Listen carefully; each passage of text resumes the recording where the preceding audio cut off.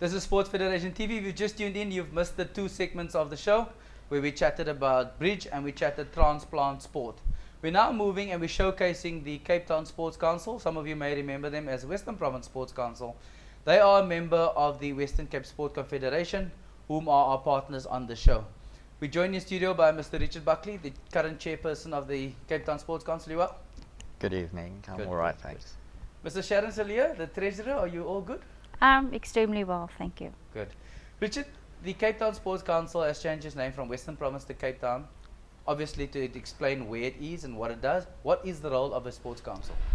Well, the role of a sports council is to facilitate and to take care of our federations, who in turn will then take care of our clubs and then our members. So, yeah, and we also then have a responsibility to our confederation, who then has is affiliated to SASCOC and SRSA.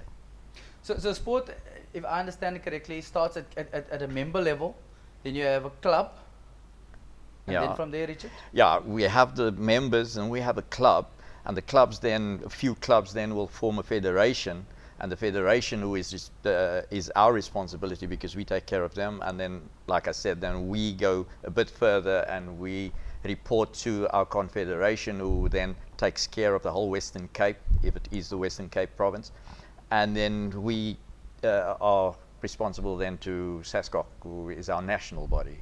And then from a federation point of view, the same structure applies. Sharon, am I correct? So you have a sports council element to it, and you have a federation element. Both have the same structure. Yeah. So member, club, federation, provincial structure, national structure. That's correct. That's correct. And then each of these different structures are meant to have a range of people on their committee, because sport is never a one-man band, organized and run from one-man band. Yeah, I think we moved away from running sport out of the boot of our cars. And it is important that at club level, at federation level, that they have a chairperson, a vice chairperson, a secretary and a treasurer. Those are normally the nominated positions, and then they have additional members, which is your coaching portfolio, your transformation officer, your development officer.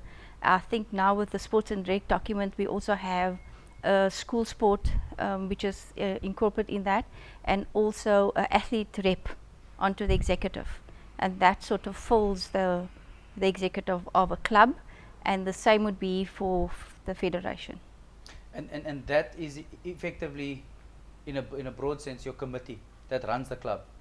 Obviously, you'll have your match and recording secretary and the guys who look after the other part of the playing side of things. But these guys look after the pure admin side of things. The administration side of it, that's correct. Like I said, from club, and then obviously with your federation, you have your additional technical officials that have their subcommittees that runs your technical side of it. Yeah. Richard, give us an example of the roles of these different portfolios. Yeah, you know, sometimes, a lot of times, the chairperson always say, oh, the task is too big. But that's only because he's doing everything himself. You have all those people in place so that you can have different sectors and each one can form their own commission. So if you have any transformation problems, it's not the chairman's problem. He's got a transformation officer who has a commission. Same with coaching. You got somebody that's taking care of coaching. It's not the chairman's role to do the coaching. You got the coaching with a commission and all those, and we at our council have those commissions, and we are in the near future going to start inviting those people over and showing them how to do things. If I understand it correctly, then someone who looks after coaching is meant to have generic coaching workshops for all codes of sport as part of their portfolio. Am I understanding it correctly, Sharon? Yeah, that is basically what we are going to look at. That in the near future we would have the coaching portfolio holder running that, so that people understand what are their roles and responsibility as a coach. How do they grow their sport and empower more coaches to come on board? And so you're correct in saying that there is a generic way that one can do that, and that will cover for everybody. so effectively the coaches of the different federations would come to your workshop, who in turn would then go down to their clubs and empower them. Is that kind of the information flow? Yes, that is exactly, and that is our sole purpose of existence, actually, because we're a council that don't have money. We don't have money of our own, so we're not here to fund federations. But that's how we can help federations, is by giving them the knowledge, equipping their different portfolio holders with equipment so that they can feed through down to their players and their federations and their clubs. An information feeding session. Sharon, something that's quite unique to Cape Town, or most people won't even think of it, is that you have a farm workers committee. Tell us a bit about that. Yeah, our farm workers, I think it's an area that we still need to build a lot on. And if I look in the metropole, they far spread, because it's like Hard Bay, Philippi, and you know, they far out. And we are going to have a meeting this coming weekend to look at how we can sort of get them to work together and also incorporate the code that they're busy with the federation, so that they can also be incorporated in their programs, to participate in their programs. Yeah, so it is a task we're looking at. They've been out in the limb for too long, and we just need to incorporate them now with our programs and schedules. Bring them into the fold. Yeah. Let's take an ad break. We'll be right back.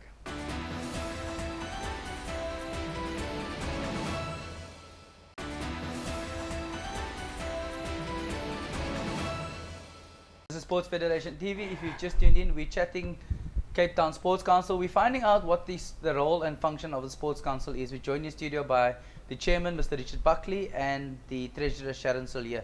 Sharon, I want to unpack the role of a treasurer, because I think that is one of the most important positions on any committee. Richard touched on the role of the chairperson. What's the role of a treasurer? I think it's important. It's a person that understands accounting, a person that can be accountable, a person that can be reliable, because it's important on the reporting, you know, where the federation or the club or us as a sports council financially in what position we are in. And I think where a lot of clubs and federations maybe fail is that they do not have a budget where, and the budget is basically giving them an indication as to what are they doing for the year ahead, how much money do they have, how are they going to collate that money to run programs and, you know, whatever the club or federation have need of. So we as the Sports Council had decided that we would like to have a workshop at the end of May to empower our federations as to what is the role and responsibilities of a treasurer, a chairperson, a vice chairperson, and a secretary. If you look at a lot of clubs disintegrate because of money, more than anything else. What steps should clubs put in place to ensure that there's accountability from that point of view? Because money is the root of all evil, and money can either make or break a club. The chairman can come and go, but if there's money missing, there's going to be arguments. In your opinion, I mean, you've been treasurer for a number of years of the Sports Council and of clubs. What would be your advice? If I just look back on how clubs ran back in the day, we had affiliation fees which each member had to pay, and we paid that. Whether we had raffles to, you know, running raffles for the members to collect and pay their affiliation fees, that is what we done. We had cake sales, we had whatever we done to get that money in to pay the affiliation fee. And I think now people are battling because the players or the athletes are just saying that they don't have money to pay, and hence the reason why the clubs are battling, because they're not collecting the fees from their members. And obviously today people are expecting handouts, but back in the day we didn't have handouts. We worked and we made it happen. So we just need to get back to that position where we can say to the clubs, you know, that your members have to pay for you to sort of maintain the club and have that accountability. In terms of accountability, how does a club administer their funds? Is it a one-man show to manage funding? When do they do financial statements? How often does all of those happen? Those are basic things that I think need to be highlighted. Yeah, look, it's important that a club have a constitution, and obviously with the constitution they should have their AGM, their annual general meetings, and in that part of the AGM they should have a financial report. We all can't afford audit reports, but surely if you have somebody drawing it up for you and getting it signed off that it's in order, that is a way that one can also acknowledge that the books had been kept in a proper and accountable manner. So it is important that they do that annually, because a lot of times we find even federations, as big as they are, they don't have annual financial report. Never mind annually, quarterly people should be. Can I just come in there as well? You know, a lot of people go wrong because they leave it for annually. Yes. Now, a lot of things happen, a lot of money gets spent, a lot of money comes in, and they tend to do it hand to hand, and then, oh, we'll do it at the end of the year. And now, end of the year, they start thumb sucking, they start doing things. But I tell you something, if good governance is, if everything is recorded, you have a monthly report of income, outgoing, and things like that. And that's how we have good governance, and we know, we're aware. When it comes to the end of the year, we've got it all on record, and that's part of it. Because at the end of the year, people don't normally, I mean, people don't steal the money, but it just, because it's not recorded properly, they get accused, and that's how people just walk away. Because they don't have the reports, they walk away, and then the clubs fold because they get accused of this and accused of that, and the all end you get the whole club has been, or the executive has been stealing money, but it's not about that, it's just about not recording properly. Definitely. Richard, from a sports council point of view, some of the things that you're involved in is disciplinary issues at federation level. How often does that happen as a referral and appeal process? Yeah. You know, the federation that I came from, I thought, geez, we running quite decently, but we also have a lot of problems. But only sitting now at the head here, I get phone calls, and you can get it on daily basis. I mean, we involved with 76 federations, and there's very few of them that's without problems. And I think the whole thing about it is sport persons are trouble, if I can put it that way. But a lot of them can manage it nicely, and the others just don't know how to go about it. I think anywhere where human beings interact with each other and there's a title or there's some form of position, people tend to want to do things for their own personal gain, which shouldn't be. That's not why we're in sport. That's we're right. in sport to promote healthy living, healthy lifestyle, and That's grow right. a community. Yeah. Sharon, from talking about community, how big is the Western Province or Cape Town Sports Council family in terms of federations? On our books, we have about 75 federations. We have about 10 inactive that has just chosen not to, because obviously not having meetings, and so they've just gone dormant. But we have quite a healthy federations on our books. How often does the Sports Council meet with the federations? We have quarterly meetings, and I must just put to record, on our last council meeting we had 70 people in attendance. Wow. So so that for me was just the highlight of the interest of our federations, and really wanting to move on and do something for their sport. I think the reason for the attendance and the good attendance was because people are understanding our role better. They were, in the past, they were very much thinking that we are there to manipulate them and tell them what to do and things like that, which is not the role that we play. We can't tell federations what to do. but we just here to see that they do comply with us, and because we get their memorandum from their national body, so we know what they're supposed to do. So we just here monitoring that they do what they're supposed to do. And in terms of monitoring and evaluation, do you go out and participate in federation activity, Sharon, as a sports council? Well, all the time. All the time we're busy. We attend AGMs, we attend their major events, we attend whatever invitation Disciplinary meetings.